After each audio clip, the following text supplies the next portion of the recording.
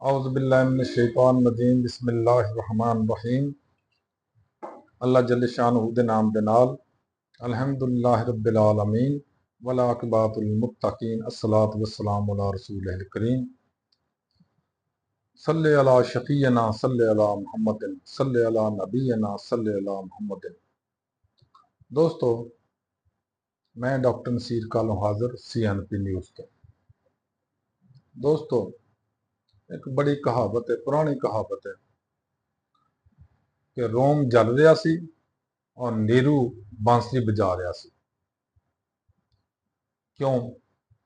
इस वास्ते कि नीरू नूं कोई दिलचस्पी नहीं सी ना कि मुल्क जल रहा वे या मुल्क डुब रहा वे या मुल्क च की हो रहा, नो प्रॉब्लम, उहदे वास्ते कोई मसला नहीं सी। बिल्कुल इसी तरह के हालात मेरे प्यारे मुल्क दे विच बने हुए।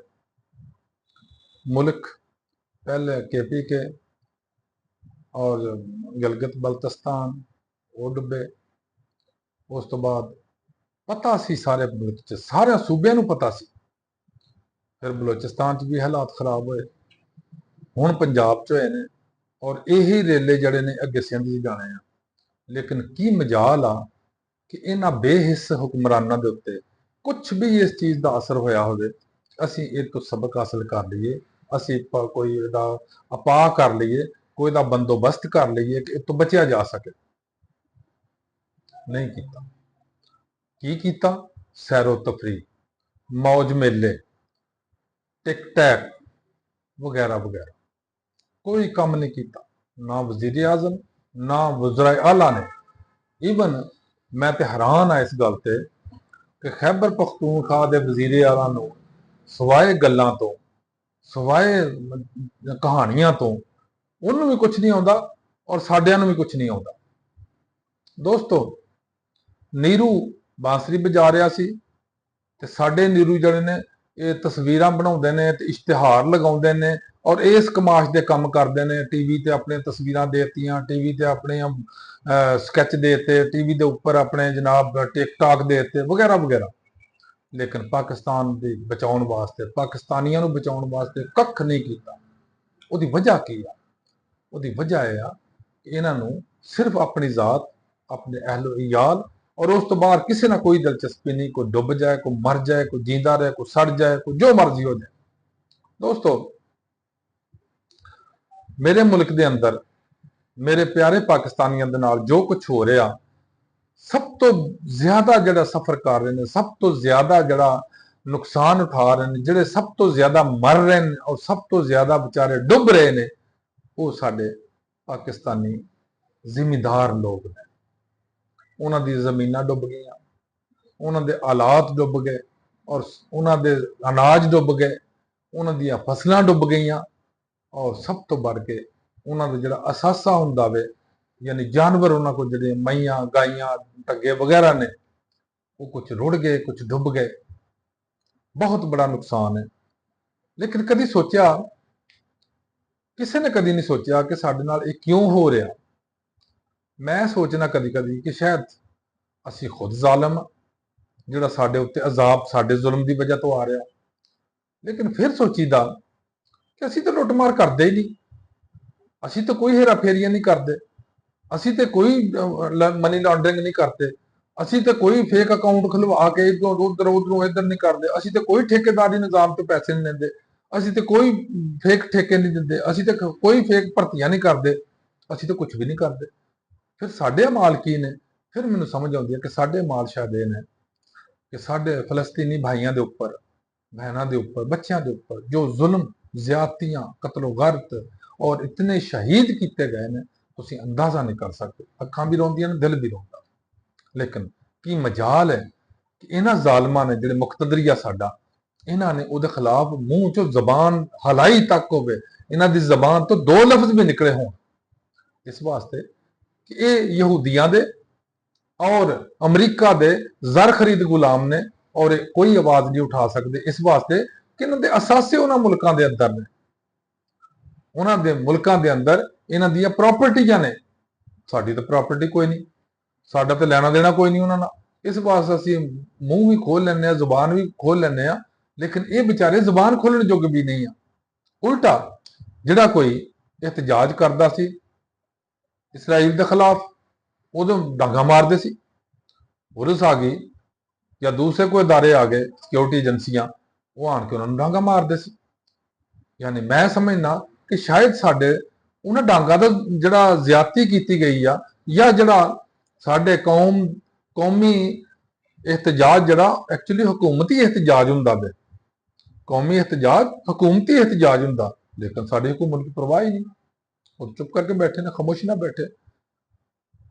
ਗਜ਼ਾ ਦੇ ਅੰਦਰ ਬੱਚੇ ਮਾਰ ਛੱਡੇ, ਔਰਤਾਂ ਮਾਰ ਛੱਡੀਆਂ, ਜਵਾਨ ਬਾਬੇ ਸਾਰੇ ਮਾਰ ਛੱਡੇ, ਹਸਪਤਾਲ ਗਿਰਾ ਛੱਡੇ, ਉੱਥੇ ਬਿਲਡਿੰਗਾਂ ਬਰਬਾਦ ਕਰਤੀਆਂ, ਸਕੂਲ ਕਾਲਜ ਤਬਾਹ ਕਰ ਦਿੱਤੇ।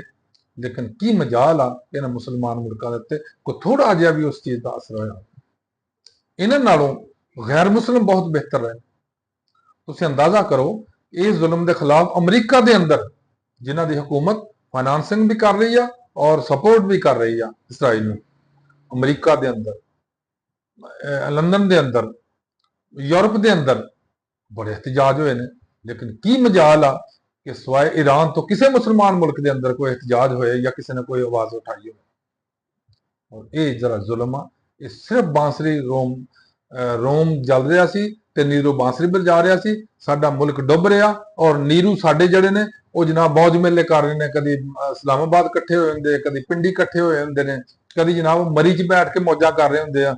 ਔਰ ਅਕਸਰ ਔਕਾਤ ਕੋਈ ਚਾਈਨਾ ਨੂੰ ਤੁਰਿਆ, ਕੋਈ ਦੁਬਈ ਨੂੰ ਤੁਰਿਆ, ਕੋਈ ਲੰਡਨ ਨੂੰ ਤੁਰਿਆ, ਕੋਈ ਜਾਪਾਨ ਨੂੰ ਤੁਰਿਆ, ਕੋਈ ਅਮਰੀਕਾ ਨੂੰ ਤੁਰਿਆ, ਮੌਜ ਮੇਲੇ ਲੱਗੇ ਨੇ। ਲੇਕਿਨ ਕੌਮ ਡੁੱਬ ਗਈ, ਕੌਮ ਬਰਬਾਦ ਹੋ ਰਹੀ ਆ। ਲੇਕਿਨ ਇਹਦਾ ਫਾਇਦਾ ਫਿਰ ਇਹਨਾਂ ਲੋਕਾਂ ਨੇ ਉਠਾ ਜਾਣਾ। ਇਹਨਾਂ ਚੀਜ਼ਾਂ ਦਾ ਜਿਹੜੇ ਡੁੱਬ ਰਹੇ ਨੇ, ਜਿਨ੍ਹਾਂ ਦਾ ਨੁਕਸਾਨ ਹੋ ਰਿਹਾ, ਉਹਨਾਂ ਨੂੰ ਕੋਈ ਕੱਖ ਨਹੀਂ ਮਿਲਣਾ।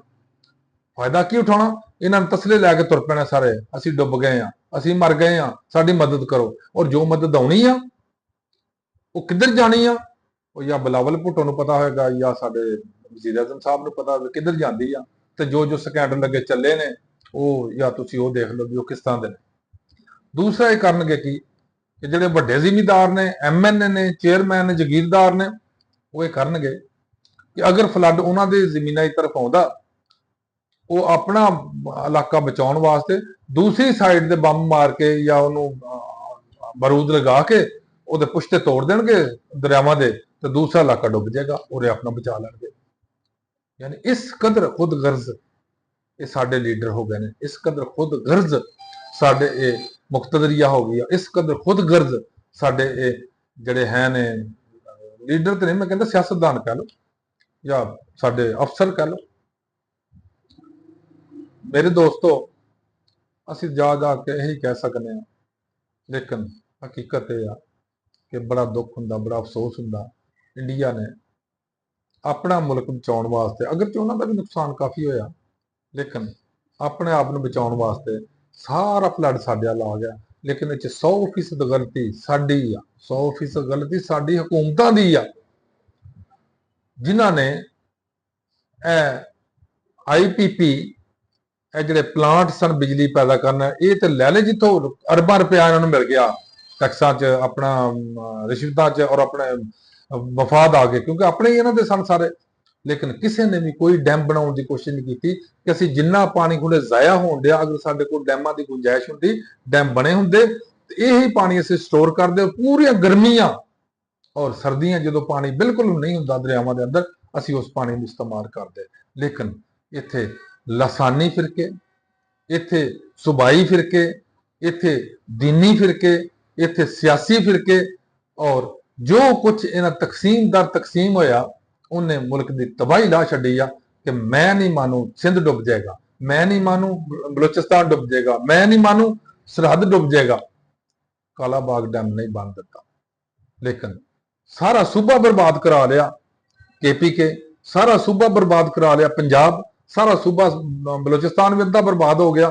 ਔਰ ਹੁਣ ਜਦੋਂ ਫਲੱਡ ਅੱਗੇ ਜਾਣਾ, ਸਿੰਧ ਦੀ ਤਬਾਹੀ ਲੈਣੀ ਆ। ਲੇਕਿਨ ਕੀ ਮਜਾਲ ਆ ਇਹਨਾਂ ਦੇ ਦਿਮਾਗ ਦੇ ਅੰਦਰ ਜਾਂ ਇਹਨਾਂ ਦੇ ਕੰਨਾਂ ਤੇ ਜੂੰ ਤੱਕ ਵੀ ਰਹਿੰਦੀ ਹੋਵੇ, ਇਹੀ ਪਾਣੀ ਅਗਰ ਅਸੀਂ ਵੱਡੇ ਡੈਮ ਬਣਾ ਕੇ ਸਟਾਕ ਕਰ ਲੈਂਦੇ, ਸਾਡੇ ਕੰਮ ਆਉਂਦੇ। ਲੇਕਿਨ ਉਹਦੇ 'ਚ ਇਹਨਾਂ ਨੂੰ ਫਾਇਦਾ ਨਹੀਂ ਸੀ।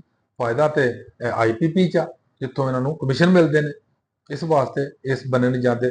ਡੈਮਾਂ ਵਾਲਾ ਬੰਦਾ ਗਿਆ ਸੀ, ਇੱਕ ਸਿਰਫ ਗਿਆ ਸੀ, ਜਿਹਦੀ 3.5 ਸਾਲ ਹਕੂਮਤ ਰਹੀ ਆ, ਉਹਨੇ 2-3 ਡੈਮ ਸ਼ੁਰੂ ਕੀਤੇ ਸੀ, ਹੁਣ ਉਹ ਵੀ ਮੇਰਾ ਖਿਆਲ ਉੱਥੇ ਦੇ ਉੱਥੇ ਫਲਾਪ ਹੋਏ ਨੇ, ਇਹ ਚੱਲ ਰਹੇ ਨੇ ਆਈ ਡੋਂਟ ਨੋ। ਲੇਕਿਨ ਹਕੀਕਤ ਇਹ ਆ ਕਿ ਇਹਨਾਂ ਨੂੰ ਕੋਈ ਅਹਿਸਾਸ ਨਹੀਂ ਆ ਕਿ ਅਸੀਂ ਕੀ ਕਰਨਾ। ਇਹਨਾਂ ਨੂੰ ਸਿਰਫ ਇੱਕੋ ਹੀ ਅਹਿਸਾਸ ਕਿ ਸਾਨੂੰ ਕਿੱਥੋਂ ਫਾਇਦਾ ਹੁੰਦਾ। ਅੱਲਾਹ ਹਾਫਿਜ਼, ਅਸਲਾਮ ਅਲੈਕੁਮ।